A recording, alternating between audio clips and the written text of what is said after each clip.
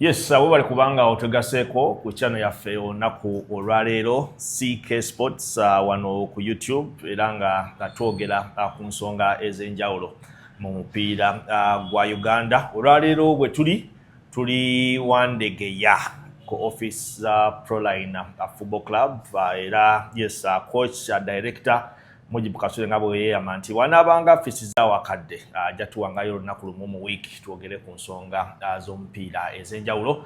Maybe just okujjukiza teweerabira okusubscribinga ate bw'oba olina n'ebibuuzo by'oyagala okubuuza oba olina ky'oyagala okumanya mu comment section osobola okuteekawo ekibuuzo kyo. Maaso awo tugenda kutandika show nga eddamu buzzi bibuuzo eby'enjawulo bye muba mubuuzizza naye nga ssebo Jibba toyanza okuba nga otegaseeko mu wiki ey'okubiri ey'omudiringanwa. Nange ndi musanyufu okubanga tufunye omukisa era addamu okunyumya ku mupiira gwaffe. Yes, of course weekend ekirimu ekyamaanyi y'ensonga ya Uganda Cranes agenda kubeeza nnyo omupiira gwayo gwa matchday 5 eya 2025 Africa Cup of Nations Qualifiers n'eggwanga lya South Africa. Budde buno Uganda yekulembedde ekibinja bubonero 10 yeetaaga akabonero kamu okusiringa qualification ogenda mu package zigenda okubeera mu ggwanga lya Morocco omwaka ogujja nga guggwako nga tuyingira mu 2026. Naye campaign ya Uganda so far ekibuuzo kye mbadde mbuuza abantu ab'enjawulo after 4 games nga tugenda mupiira gwaffe ogwokutaano oyinza gi-describing otya? Campaign ebadde so far very successful kubanga wetutuuka wano wetutuuse nga already tulina obubonero 10 tubuzayo emipiira 6 tubuzayo emipiira 2 bubonero 6 naye nga twetaagako just kabonero kamu. Kiraga nti so far tiimu ekoze bulungi era tusobola okuba nga tubeera n'essuubi oba oli awo nti tiimu eno ejja qualifying. Yes, tutunulira nnyo squad omutendesi Paul Put gyayise of course nti matches tugenda akazanya emipiira ena tuzanye emipiira 6 tugenda kuzanya emipiira 6 naye nga twakazanya ena twesanze mu mbeera nti matchday 1 ne matchday 2 wabaddewo akabanga katono.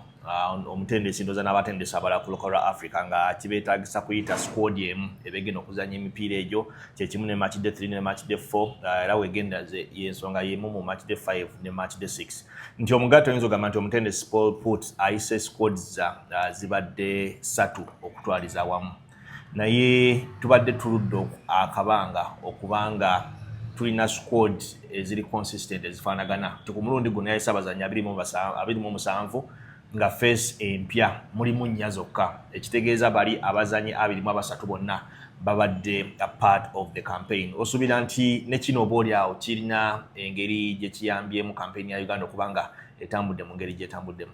Absolutely.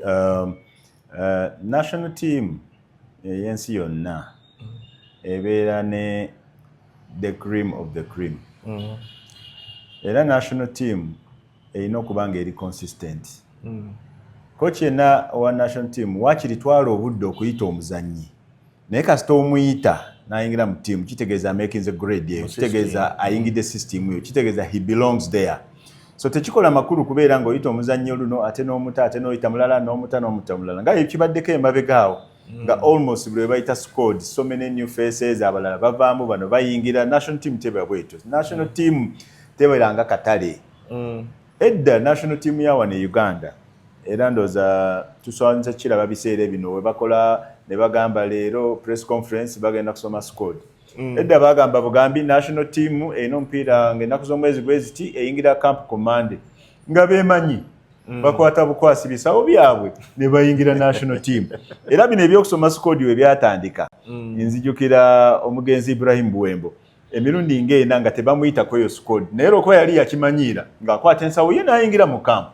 Bakochi ne bagamba waaye nga tetwakuyise n'abagamba kati nzize katutraininge bwe mba sisobola mu ngobe and many times na ending up nga line up.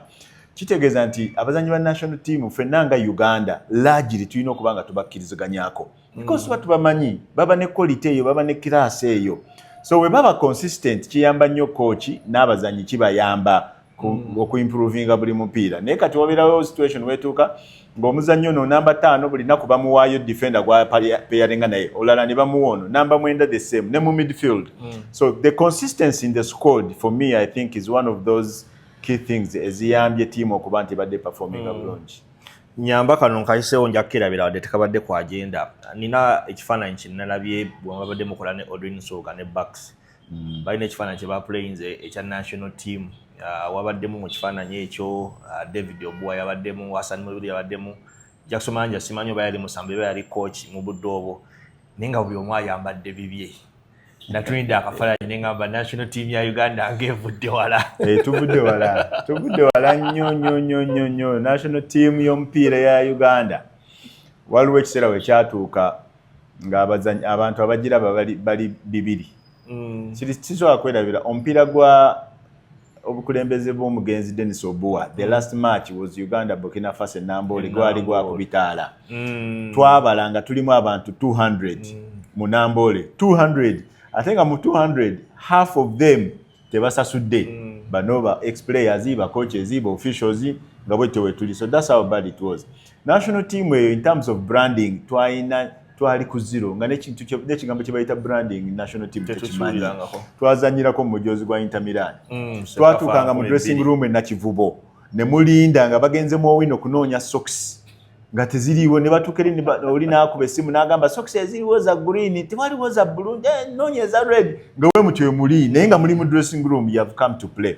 So tuvudde wala era that was 2004 nga tu preparing kuzanya Sekafa yali Ethiopia era nga wala byakafaananyi nga buli omu ajjanga bwali oba ojjidde mu t-shirt ndoza walabika abagambe yajjira mu t-shirt zino eza bulijjo ezigenda mu mazina naye nga that's how it is.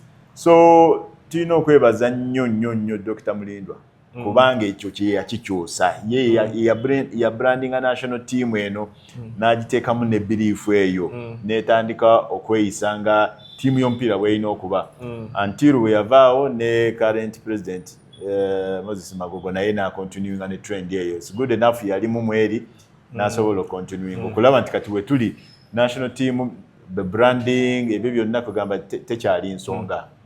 Oyogedde ku mupiira gwa Burkina Faso omwaka nyiza okuba sigujjukira naye mu rain y'emu ey'omugenzi Dennis Obua mwe twazanyira eggwanga lya South Africa mu qualifiers za 2006 omupiira guno gwali gwa 10th October 2004 Nambole yajjula nzijukira omugenzi Andrew Patrick Rwanda ku bizindaalo nga agamba abantu abali eweru nti ekisaawe kijjudde muddeewa ku mupiira gugenda kubeera ki omupiira gugenda kubeera ku TV. Ti mu budde obwo twalinanga emipiira nga gijjuza twabanga n'emipiira nga tegijjuza naye nga gyonna gyazanyibwanga Nambole. Ku budde obwo South Africa olw'amannya amanene ge baalina y'ensonga lwaki oba oliawo Nambole yajjula mu ngeri gye yajjulamu bw'atyo. Abantu ba Uganda baagala nnyo amannya. Ebiseera ebyo baali balina ba Quinton Fortune jjukira nga azanyira mu Manchester United ali mu Premier League. Balina ba Benny McCarthy, balina ba Makowena, and you know South African football mu biseera ebyo naye yali etandise okola ki okuboominga.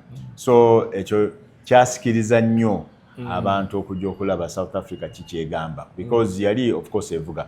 Bannayuganda bwe bawulira omusita nga walabye recently konana era singa Uganda yali ezannya Cameroon obuzibu bwali bugenda kubaawo kubanga wandirayo bannayuganda nga bawagira Cameroon olwonana. Tulina lwe twawagirako Nigeria mu under 23 nga twagala Julius Akahowate bakuba esama enakivuba. Yes, waliwo ne Odin Subugera ya confessions Uganda Nigeria mu 93 yali awagira Nigeria olw'okocha. So ebintu by'omupiira bino ne love y'omupiira omuntu asobola okuwagira tiimu etali ya muganda we. Kati nga olabako John Terry ne taata we. Taata wa John Terry nga tayagala Chelsea n'omulundi n'ogumu naye nga omwana we gyali nga wagira West Ham okiraba. Era John Terry lumu yateebako goolo n'acelebrating n'agenda mubawagizi West Ham nga taata we waatudde yali amuse yamuvuma ebigambo ebinene weebiti naye ng'avuma mutabani we. So omupiira gufollowinga nnyo ba stars ba inspiring abawagizi ba inspiring abazanyi era abantu baagala nnyo okulaba abantu we bati kyova olaba league weebamu ba stars ebbugumu lyeyongera.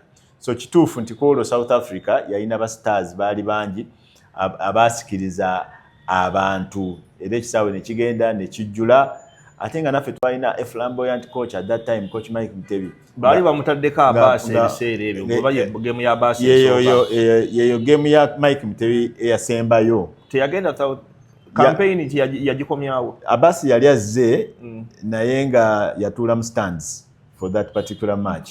Yaguliko. Si ku bench. Ngujjukira kwa omupiira gwa national team gwe nasooka okulaba. Yaguliko. Wajjukira abeerawo ndowooza for an entire week nga conducting a training session. Naye nga Mike Mutebi yali in charge of the match. Ne video anyawo. Abbas yali wali naye nga ono yali in charge of the game because jjukira one of the problem and the mistake je abantu gye basinga okwogera kwe startinga Robert Sentongo against Makowena nga mukoma wano. Sentongo had no chance ate nga naffe emipiira tugezaako muwa miwanvu nga mubiro ali ku bench. Nga abantu abalala bali ku bench abantu be balooza bandi badde balina okutandika omupiira naye kyekyo nti stars baali bangi ku side eri ate naffe twalina ba stars abatandika okukomawo. Ibra Seka gye yali akomawo bukomi jjukira yali azannyeko mu national team wano omupiira gwa Senegal ne gutagenda bulungi nga yakagenda mu Argentina mu right back Harrison Okagube ne bitabukamu awo naye kati ng'akomyewo he's on form playing well so ne batandika okusikiriza abantu era omupiira gwalimu abantu bangi olw'ettiimu gye twali tuzannya so nsuubira ne ku luno bwe kijja okubeera nti South Africa ne Uganda tulina engeri gye twerabamu there is that close tie gye tuyina tweraba almost nga ba rivals. I don't know why but that's how it is. Kuba ku mulundi ogwo of course abantu bajja mu bungi omuzannyo tetwasobola guwangula batukuba gole mu kubwerere Ben McCarthy na penalty return leg South Africa ne batukuba zaali goal 2 akwemu nera ku nsonga y'abawagizi abo yogedde ku bannayuganda okwagala nnyo basita because era nti omupiira ogwo nga guwedde abantu bangi bagwa ku kisaawe nga baagala okukwata kuba Quinton Fortune n'abalala ku mulundi guno era kyekintu kye mbadde ngenda nga mbuuza abantu ab'enjawulo abawagizi abajja Namboole okuwagira tiimu y'eggwanga nga ennaku zino bakyuseemu emabega oli Namboole babadde tebannabako muggala nga abantu bajja Namboole ne tutuula ne tuwagirako ez'ekkumi ezisooka ne tutuula ne tusirika ne tulinda goal. This time round nti abawagizi bawagira omupiira okuva ku firimbi esooka paka ku firimbi esembayo. Is it that the generation of fans abaliwo mu budde buneeno bagezaako okukoppa bibala beebweru oba ekinyusi kya national team tekisobola kukkiriza muntu okusigala nga atudde baba balina okuwagira throughout the game? I think it's a combination of both. Nti kati bafans bagenze bayiga empagera entuufu. Tuze tukyogera nti abawagizi b'omupiira mu Uganda babadde omupiira baguwagira bubi.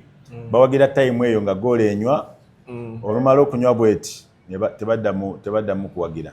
Nga ne mu club level kiraba. Naye kati kigenze kikyuka because fans now are exposed to world football. They are seeing a lot of things. Nabo bayiga nga naffe tuyiga omupiira nabo bayiga area yaabwe.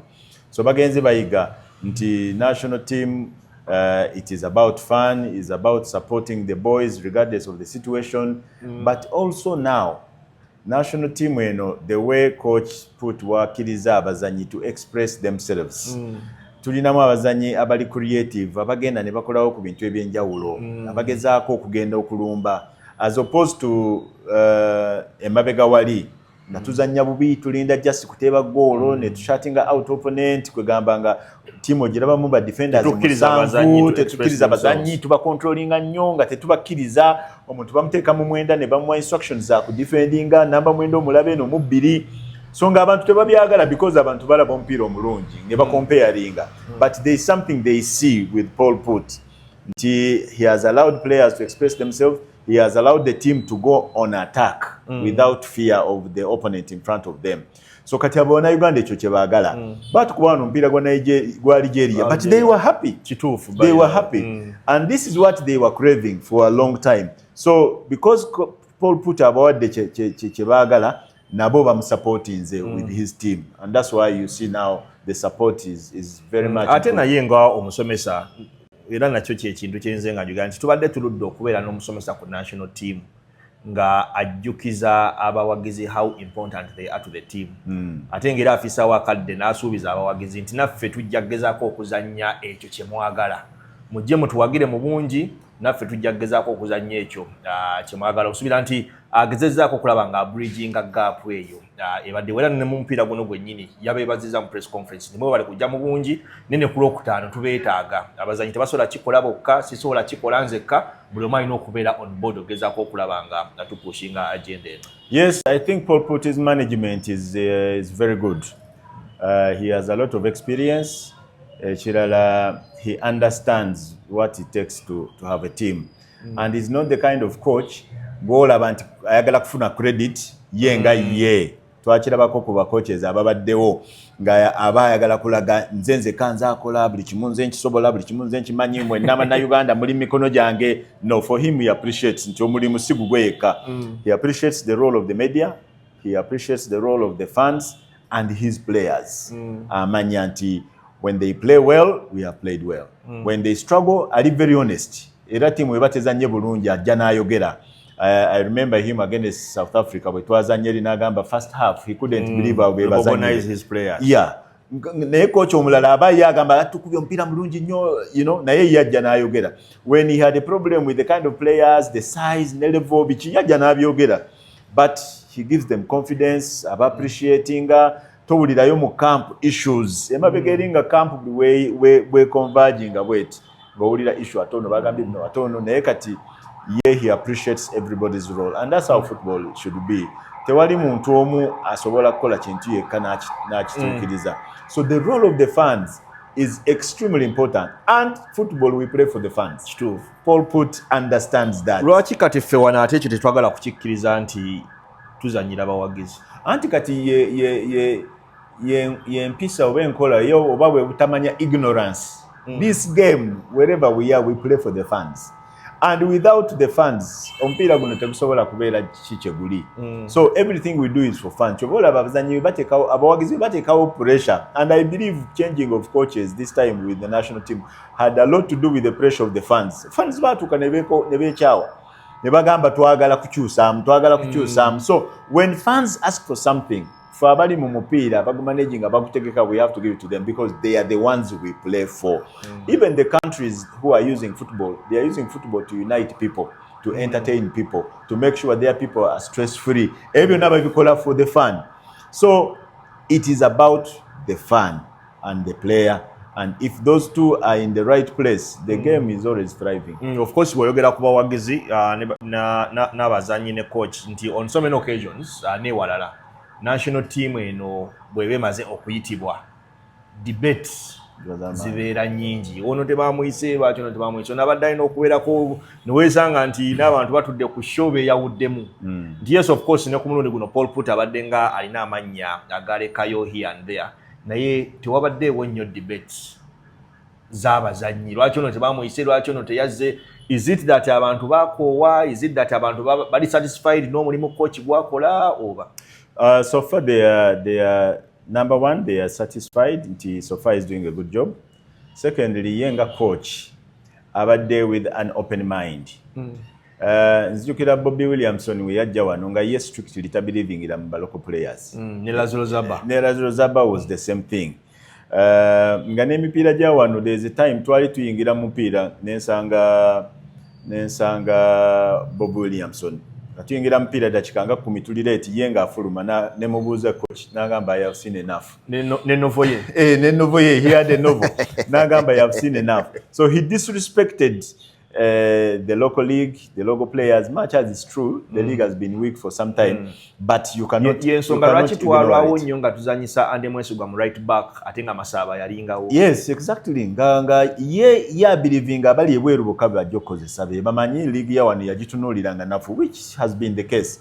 But Paul Put here aze n'agamba let me look everywhere. If I see something wherever I look nga kirungi, in my view, nja kuleeta mbawe chance. That's why he has given local players an opportunity, not only to be in the squad. Kuba abamu babayitanga for politics, babateke mu squad nenga they have no plan of using them. But he's actually starting local players. So nze ndowooza ekyo nakyo kiyambye nnyo. Ekirala nti he watches the matches. He follows the players. Yes. Ne notebook ye ne pen. Exactly. Awandika. And he's lucky he has coached Simba for as an assistant. because Coach Simba, first of all, he understands all our players. N'abatakyazanyira wano naye nga bava mu ligi ya wano, he understands them very well. Omupiira gwana akutegeera, he knows what it takes to win, and you know we are the national team, it's about winning many times. So, and he doesn't fear to advise his coach. Tatya, he speaks his mind, era n'amubuulira, and we've seen a couple of times during the match, ngolaba coach alina kyakola, Coach Simba n'aputinga his foot down, n'amugamba no. Omupiira ogusembyeyo Nambole ndoza ogwa South Sudan ndoza bali bayingiza Shafik Nana kuikiza. Yes. Nga bamaze n'okuwandika kapapula. Coach Simba anagenda n'ayogera ne Coach Put.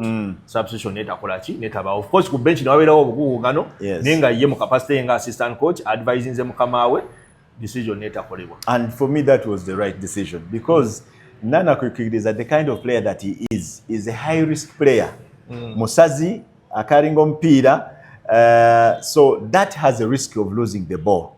And during the time of the game, Ngabwe yali 5 minutes to go, we are Tuina Gole, South Sudan is trying to push katika Chibiriti. That is not the kind of player you want to bring on, especially when this is his first match in the national team. So mba mumulete demukasera akaziwa. But players ngabo, the Nanas, when you want to usher him into the team, you wait for a comfortable situation. The team is 2-0 up and they're at home. Au nomuleta. Na ye 1-0 up. Sudan itaddeko ekiyinja. Atoleete that kind of a player.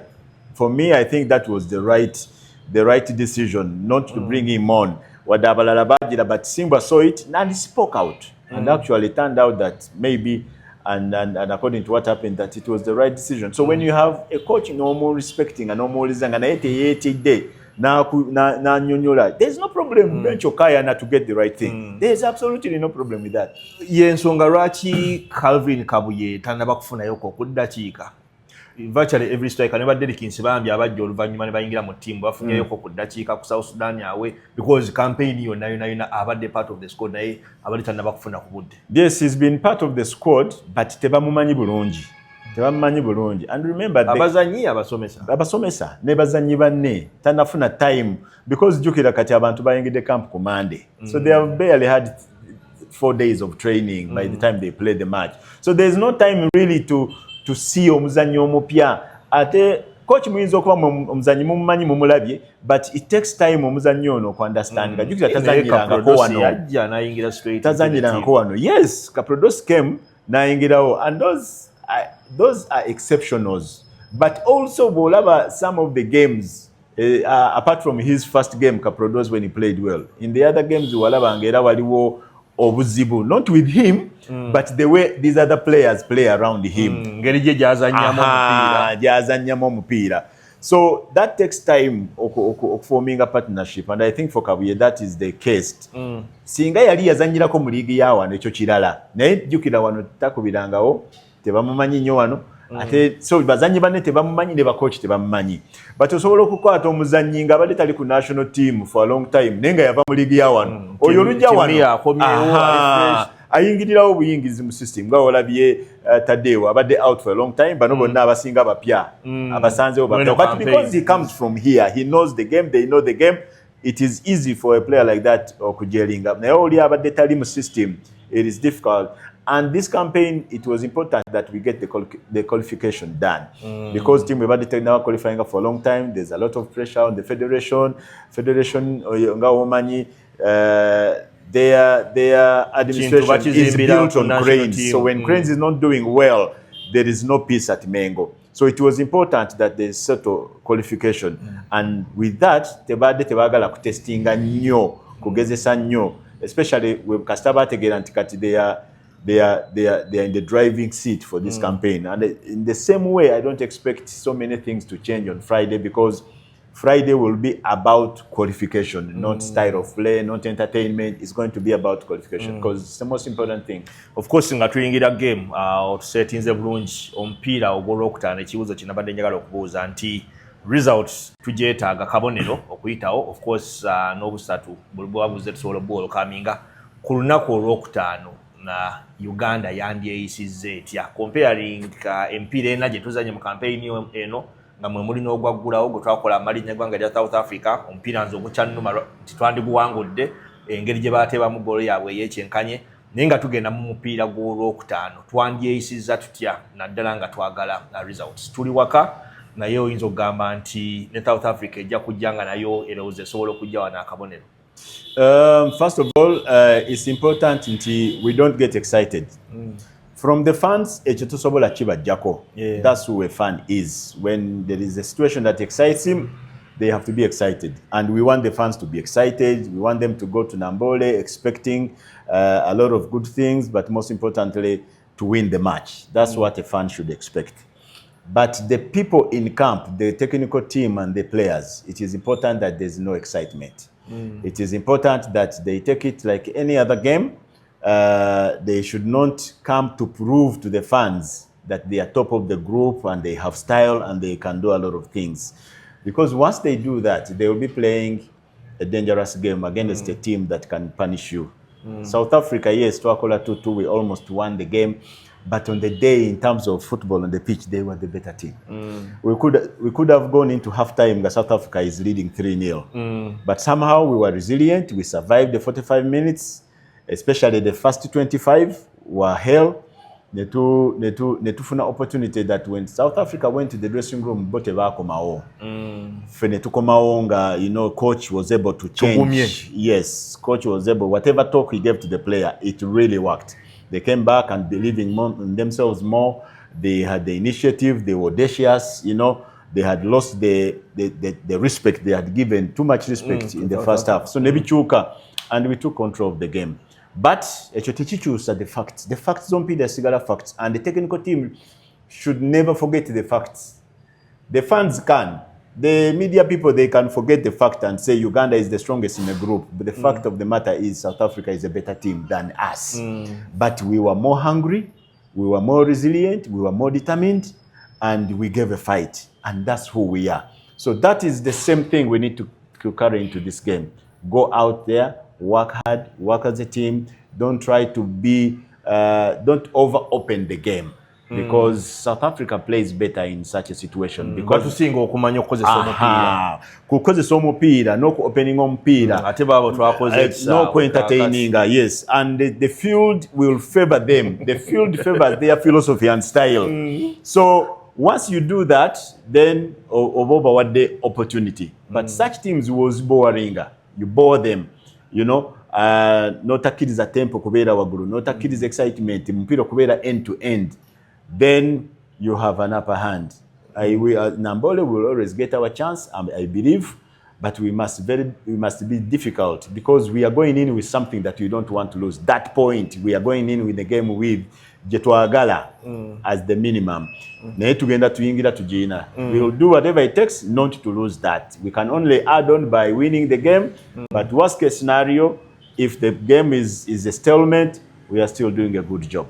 Bazanyi ki b'osuubira abalina okwesitula ku lunaku olwokutaano okugezaako okulaba nga ttiimu ebatambulirako nti omupiira gwakyuka ennaku zino naddala position eyo ffe gye twayitanga ekinnya abalodri we bazannya abasajja buskoye we bazannya bakasemiro we bazannya mu budde buno tulinawo batadewo basekiganda ne bahalida awucho anti ku level eri position eyo edictatinga nnyo tempo ya game shape ya team n'ebyo byefaanagana mu bwe bityo simanyi oba mu technical aspect kati nga gwe omusomesa w'omupiira nti naffe ttiimu yaffe etambulira nnyo mu position eyo oba bwe batitambulira mu position eyo ttiimu yaffe esinga kutambulira mu position ki ttiimu yaffe tetambulira mu position eyo although for this particular match the midfield is going to be crucial ttiimu yaffe ebadde etambulira nnyo ku individual brilliance ekyatambulira nnyo ku individual brilliance nti every game tufunayo omuzannyi n'akola something tekiba kitegeke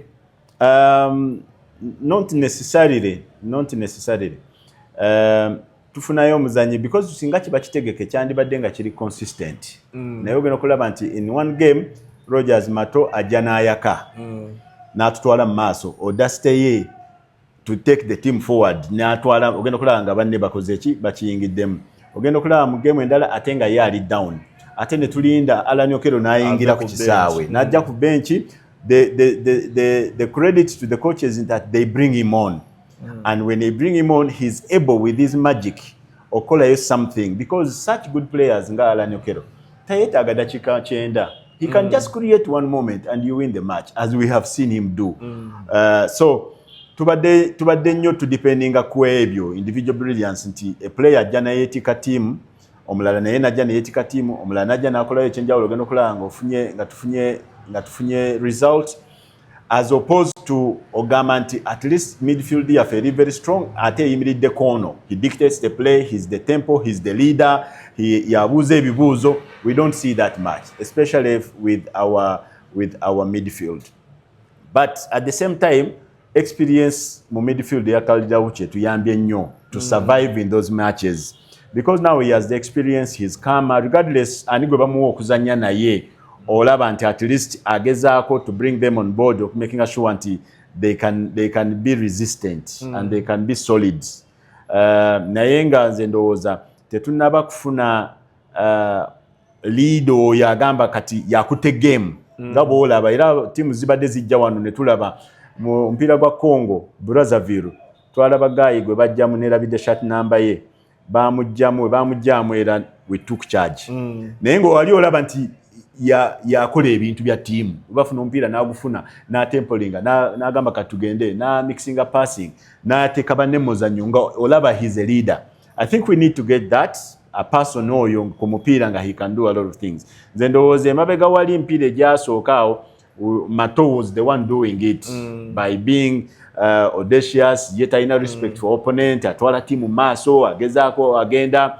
But in a match like this where you need to control the midfield, I think the midfielders, and I think it has to be Khalid Aucho, is the captain of the team, is the leader, he's the one with the experience. Ajja kutuyambako mu area eyo kulaba nga Tadeo of course can always help, nga bwe ngambye, especially to break up play.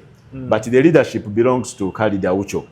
Yes, he's the one who is supposed to lead. He's the one who's kati tutempolinge, kati tulinyise game, kati tukole bwe tuti, his leadership is going to be very key. And he now has the experience to do it. He has the belief in himself. And at least naye in a range of passing, he can do that. Naye Rusi nze ndaba babadde babeera lightweight because the badde babawa Travis Mutiaba as a midfielder. I don't know what the technical team thinks, but I absolutely don't believe Travis Mutiaba is a midfielder. Travis Mutiaba is a number 10 over a forward. In either of the wings. Yes. But wano number 8 wano. That is not his position. Era olaba from the way. Yensonga lwaki oba oli awo tetusobodde kulaba Travis omutyufu. Yes. Kuba abasomesa bamuwadde obudde kyendowooza nti n'obuvunaanyizibwa babadde babumutisse. Yes. Naye oba oli awo tetusobodde kulaba. Exactly. Bamuwadde obudde n'obuvunaanyizibwa but in a wrong position. In a wrong position. I don't think he can play in front of the two holding midfielders as a number 8. That is not his position. He's a ball carrier. He's extremely creative, but he's not a playmaker. There is a big difference. Travis Mutiaba n'Okello baawukana batya? They are similar. They are similar. Travis Mutiaba and Okello, they are similar players. Both of them are number 10s. Yes. So when you play number 10 as a number 8, tajja kuwa nnyo kyeyagala. Kati Lemani ajja kugamba nti babadde nga bajjayo Travis ne baleeta Okello ate tiimu n'erabika bulungi. Yes, but era Okello olaba alabikidde bulungi ng'afuluma mu wing. Olaba goal gye creating for Jude Semugabi. That goal came from the wing. Yavanga mu wing. And if you see him play for Viper, he likes to come from the wings najja ng'ayingira munda. But w'omuteeka wano in front of the two oba omulimitinze ate oba omutadde mu position ate ye tamuwa angles ezimukozesa by'ayagala. Kyeki kye bagamba nti bazannyi abaagala ennyo okubeera n'omupiira ku bigere oba olina okubateeka mu positions eziba space ne room okooperate. Yes, they need to do that. They need to do that. They are not playmakers. People think that every creative player is a playmaker. That is absolutely not true. There is a big difference between a playmaker and a creative player. Alan Okello is a creative player. Travis is a creative player, but they are not playmakers. Brighton Ukani is a playmaker. That is the difference. I think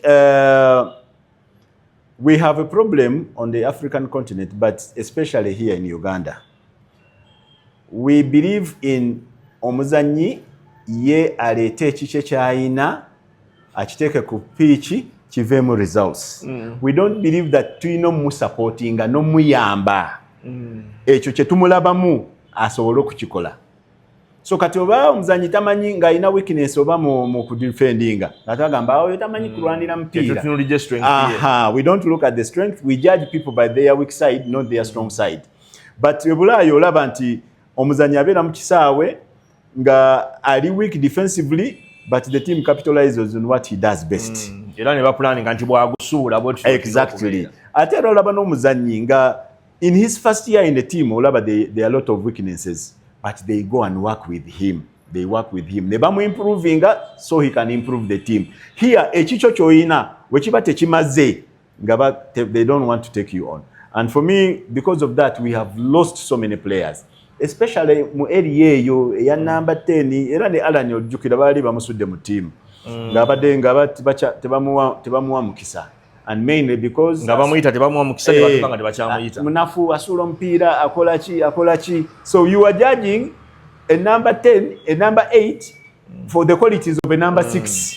Ne andi kati jiba tuli mu era erinya coach ayagala okuwa abazanyi omukisa naddala abazanyi ab'ekikabwe bati lwaki mbuyiza Brighton Kano nze kulange ng'omuntu nalowooza nti ye ng'omuzanyi olyawo naye takoze kimala kulaga abasomesa bali nti nina okubeera waawo.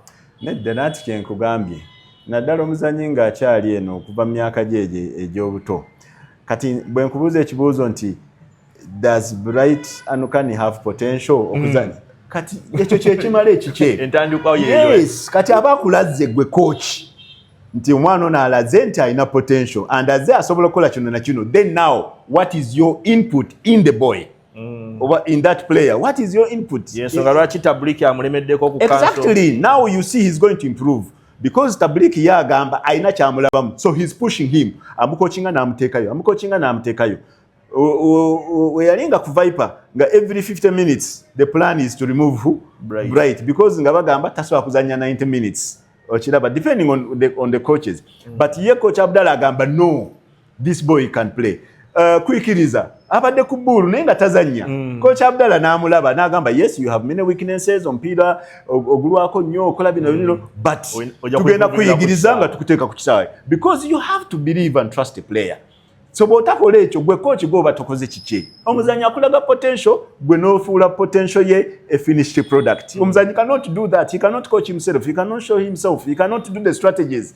Ebyo byonna bya coach. So when you see a good player ng'oli agamba bulungi nnyo naye takola kino ate kati what is your role as a coach? You can set your team up to cover for the weakness of this player and you benefit from him what he has. Now Anukani, the class he gives KCC, even without doing so much, there's a lot of confidence from his fellow players, and because of him, there are so many people who have improved, and that is the value of such players. Yeah. So Nzendo was Tetuyina number 8 in that team. We don't have a natural right back in that team. These are things that we have to address going forward. Nayenga. For this particular game, Gavini Ochayagala Mubalanga centre back. He is because who you are naturally, you will never change. You will never change. Who you are naturally will never change. You can learn the trade of a right back, but you are dominated by qualities of a centre back. So it will always be like that. Ero mulaba wabazanya no comparing ne Penza. Begesa. Ero olaba nti oli his natural mu area eno ero mulaba nti he's solid, is difficult to beat, but going forward ero olaba nti awe wali ki obuzibu. Over time he's learning and he's improving it, but still the qualities ezimu dominating the year are qualities of a centre back. But tulobola nti Semakula avaja avudde ku African jazanya mu midfield, yes, ate ne bamuzanyisa mu right back because tuganye okuguma. How can we as a country fail to have a right back? How? You know, but even when the philosophy comes, because right now we don't have a philosophy, but when the philosophy comes, you cannot have a philosophy and not have players in different positions because the philosophy addresses that. But here, since Wadada left, we have not had the left back playing left back. A right back playing. And both for the national team, under 20, under 23, it is the same case. Chiraba. So for me, and the issue is we are getting out the number 8 in this game. Tugenda tubajjamu nga tulowooza ba number 10 they are number 8. Ekyo nacho at one time kijja to costing especially at a high level. And the role of every time Tiaba has been played, he has not performed. Travis. Yes. When he performed the Olaba Golojateba against Algeria, he ended up in his natural position. That he can do. Yes. Ochiraba. That he can do very well. And if we train him there, it will. But he's not a playmaker. He's a creative player who can do extraordinary things, who can carry the team forward, who can do the magic, you can lift the team through the fans and all that. Of course, but tusubira bintu bingi nnyo okukyuka between now and olwokutaano. So team yandyeyisizza etya okulaba nga efuna akabonero? Nze ndowooza babeere cautious. They should not overpush to come out nti baagala finishing a campaign in style by beating South Africa. At home. Yes. Babeere cautious. They shouldn't hurry to run, to put the tempo very high. South Africa, ekitusinga ekyo. Then babeere solid. Of course, opportunities will come. Ngawe twalaba. South Africa is going to respect us. So we play without trying to be excited when we get our goal. We shouldn't be rushing to get another one. So then the caution will be important, because for me the most important thing on the day is to qualify. Is to qualify. And I think abasomesa nabo bakimanyi. Yes, I'm hoping that they do.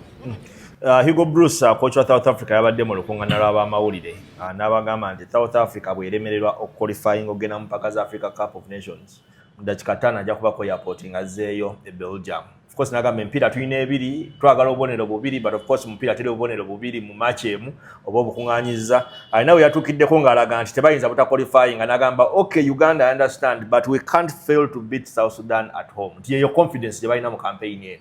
Yeah, of course. Erans and both teams have almost qualified. Uganda and South Africa. Yes, because according to the mathematics, Uganda can even lose both games. They're qualifying. So we are almost there. We just don't want to be excited. These two teams have been head and shoulder above the rest. That's how we expected it to be. The only difference is who's not going to top the group. When the group Yavayo, you could give the edge to South Africa. But now this Friday's game is going to determine who will head the group. If South Africa comes here, nefuna kabonero, tujja kuba fenna to qualify but chances zaabwe zo topping a group improving. Kuba bamala ne Sudan at home, fe tumala away with Congo, anything can happen. So nayenga in terms of qualification, we are 90% both of us there. So it's a matter of who will top the group. But for Uganda, you want to qualify at home. That's the party that will be organized and everything. Yes.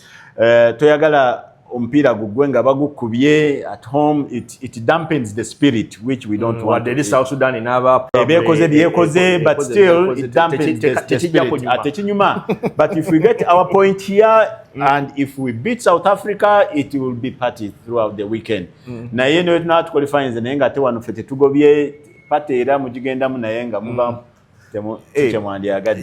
twamala akabanga kangi nnyo nga twagala oqualifying mpaka za Africa Cup of Nations nga netuqualifying.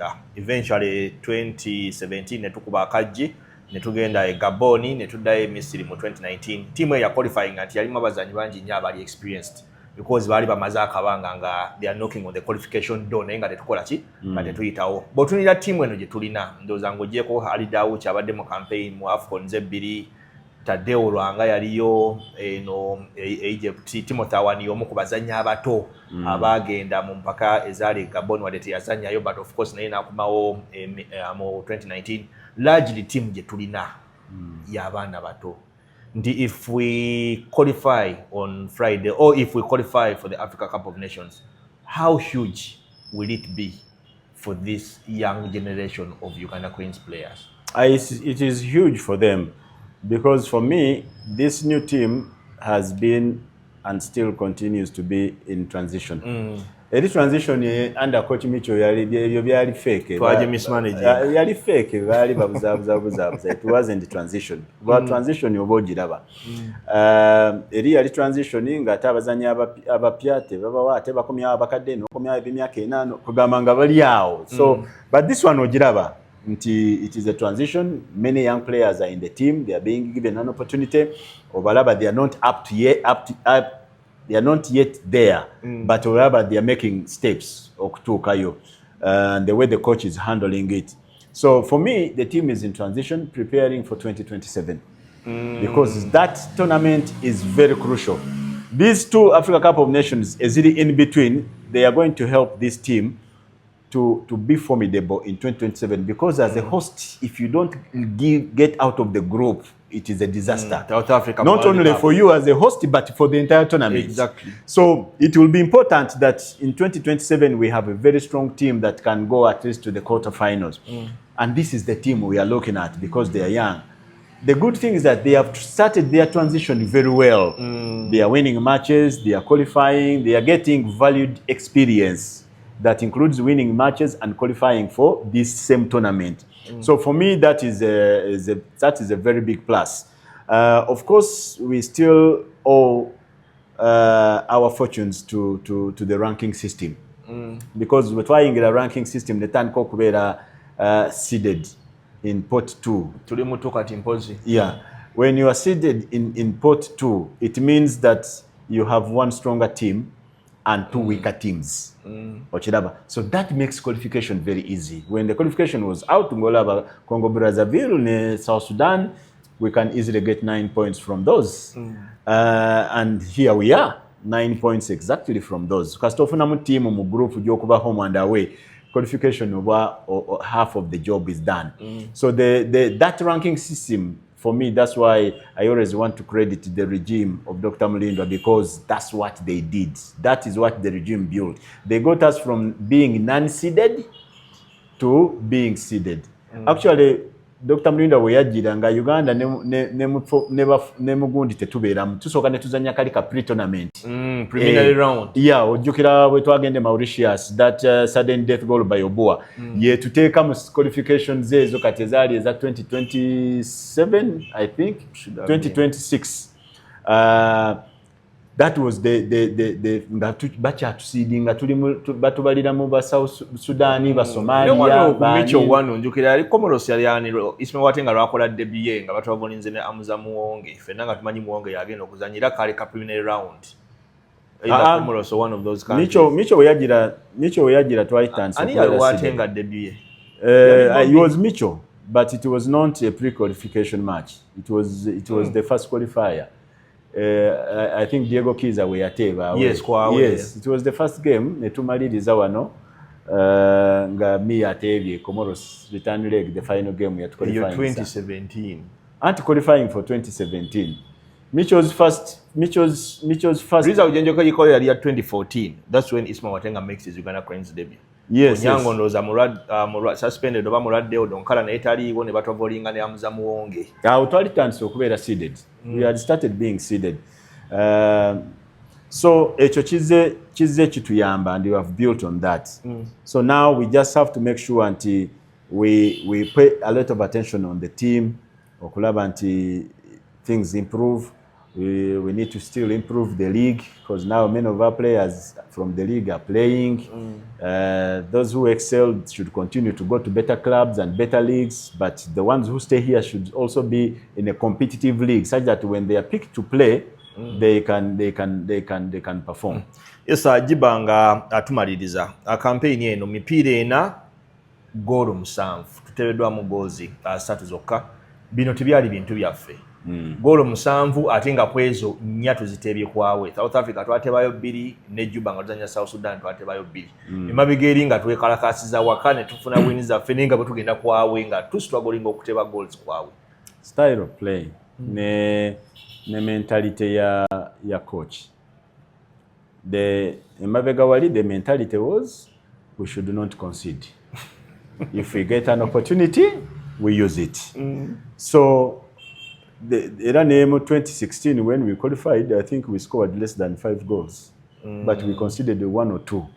So that was the marker. Akuba Botswana 2-1 kwawe, but walala wonna. Yes, so that was the marker. Our best player was Onyango for those qualification and also during the tournaments, and that was the mentality. But now Ugandans, they like good football. They want you to be confident. They want you to go and play and let the opponent be better than you. They will see that Algeria has been better, but we have given them a good game and we have enjoyed both teams.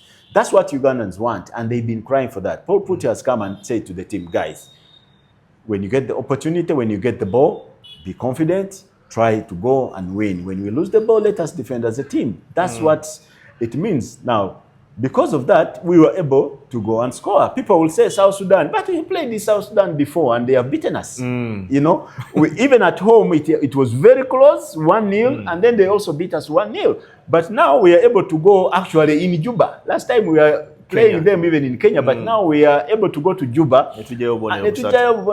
So it shows that the change of mindset can change a lot of things, even before the coaching starts. Because Paul Putti has not coached for a long time, so there's not so much he has done on the pitch, but just mindset change and approach have made this team an all-out attacking team that is giving fans hope and players are expressing themselves, and in the process, the results are evident. Just to urge fans to go and make this a party. Omanyi buli wemukuba a big team, your ranking improves, your confidence improves. Then the other big teams also begin to respect you. When a team respects you, obera ni upper hand. So it is important that we go out in numbers, put pressure on South Africa, and support the boys to give us 3 points such that we end the campaign in style and let the party begin Friday throughout the weekend. Chono kituufu tiketi ezo jezire katale mugende muzigule ompira gwa saawa 10 si gwa saawa emu ekitegeeza nti plan y'olwokutaano gikole bulungi bw'oba wakulaba mupiira otuuke ku kisaawe ng'obudde bukyali gw'ataasobola egenda ku kisaawe omupiira ogwo ku TV nkakasa kweguli ku DSTV gujja kubaako ne ku GoTV. South Africa yasooka okujja Namboli yatukuba yali goole mu kuweerere. Saagala twerabire kintu ekyo. Nze nandinyumiddwa nnyo singa tuba tuwangudde omuzannyo ogwo. Mu qualifiers za 28 ndowooza zaali Ghana. South Africa eyo balina akantu ke batuzannya ne Zambia. Tumala okubaniza wano goolo 3 tubadde bakubiri mu kibinja kyaffe Nigeria qualifiers enkeera bazannyo omupiira gwali South Africa. Zambia egukuba 3-0 first half. Bakomawo South Africa eteba goal endala yali Ben McCarthy. Ebiseera ebyo nga bakutte ekyokubiri batwalako 3. South Africa neegenda mu abo 3 ffe twali bakonako eyo tebo yabakutte ekyokubiri by goal difference. Balina goal difference ya 6, ffe twalina goal difference ya 5. So ekigobya ne CEO waffe. Nekigobya ne CEO waffe nga agambye nti twali tuqualify. So ensonga zaffe ne South Africa ababadde okumala akabanga si za leero. Nze nandinyumiddwa nnyo singa tuba tuqualifyinze ku Lwokutaano nga tusobodde okuwangula omupiira ogwo. Era katusabe Mukama nti bwe tunadda mu episode yaffe endala wiiki ejja tujja kuba tudda n'essanyu eryokuba nti Uganda qualifies ogenda mpaka za Africa Cup of Nations. Erinnya nze Clive Kyaze tubadde ne director wa Proline Football Club ate nga aliko omuzannyi wa Uganda Cranes ne KCFC Wandegea mu office za Proline. Office no timu ya Regional League naye save of course office ebaddewo okuva emabega timu niwe yazannyira mu Premier League naye na timu nyingi nnyo mu Premier League ya Uganda tezisobola kubeera na kifo bwe kityo ba address eri physical wogamba nti osobola okusanga abantu naye olunaku lwaliro tuli ku office za Proline wano Wandegea. Mukama Katonda bakuume musule bulungi mweraba.